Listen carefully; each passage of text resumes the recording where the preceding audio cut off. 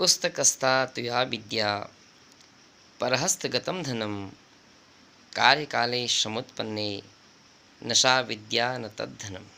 अर्थात पुस्तक में लिखी गई विद्या और पराये के हाथ में दिया गया धन समय आने पर न तो विद्या काम आती है और न ही वह धन काम आता है। अर्थात हम अपने विद्यार्थी जीवन में जब पुस्तकें अपने पास रखते हैं तो हमें उन पुस्तकों का अध्ययन करना होता है। यदि हम उन पुस्तकों का अध्ययन नहीं करेंगे तो जब परीक्षा का समय आएगा तो वह विद्या जो है पुस्तक में ही लिखी रह जाती है और परीक्षा देने के समय में हमें वह स्मरण नहीं रहती है। इसलिए वह पुस्तक में लिखी गई विद्या हमारे काम फिर नहीं आ पाती है।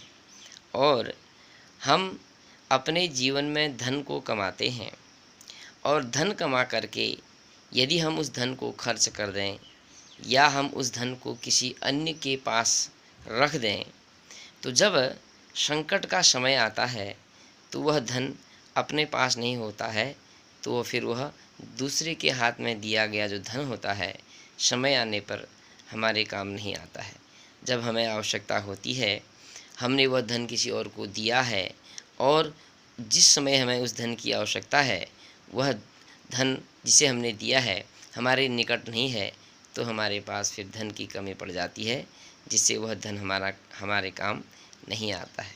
उसी प्रकार से जब हम विद्यार्थी जीवन में होते हैं तो हमारे पास जो पुस्तकें होती हैं तो उसे हमें पढ़ना पड़ता है, अपने बुद्धि में उसको रखना पड़ता है और जो जो चीज़ें उसमें लिखी हैं वह सब हमें स्मरण करना पड़ता है, याद करना पड़ता है, उसे अपनी बुद्धि में रखना पड़ता है। जब परीक्षा का समय आता है तो हमें फिर वह विद्या काम आती है। इसलिए हमारे पास जब पुस्तकें हैं और हमारे सामने जब गुरु हैं तो उनसे उस विद्या को ग्रहण कर लेना चाहिए जो कि समय पर हमारे काम आ जाती है। और जब हम धन को कमाते हैं तो धन कमाने के बाद अपने पास उस धन को रख लेना होता है। जब संकट का समय आता है तो वह धन हमारे काम आ जाता है। इसलिए पुस्तक को रखकर उसकी विद्या को ग्रहण कर लें और धन को कमाकर उस धन को अपने पास अवश्य रख लें। धन्यवाद।